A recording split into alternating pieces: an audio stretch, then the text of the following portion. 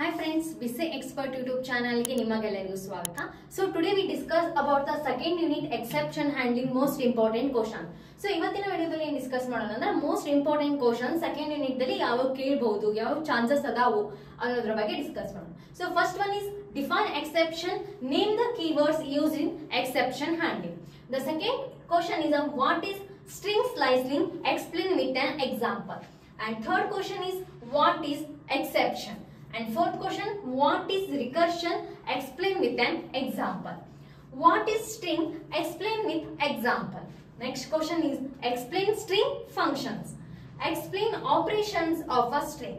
The next question is define argument and explain types of argument. So ಇಲ್ಲಿ explain any two types of arguments ಅಂತ ಕೂಡ ಕೇಳಬಹುದು, ಅಥವಾ arguments ಅಲ್ಲಿ ಯಾವ್ದಾದ್ರು ಅವರೇ ಒಂದು ಆರ್ಗ್ಯುಮೆಂಟ್ ಅನ್ನ ಕೊಟ್ಟು ಎಕ್ಸ್ಪ್ಲೇನ್ ಮಾಡಿ ಅಂತ ಕೂಡ ಕೇಳಬಹುದು. Next ಬರುತ್ತೆ explain exception handling. Explain Python function.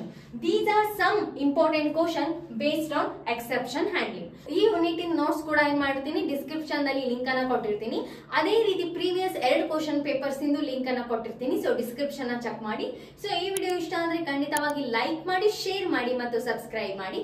Thank you for watching.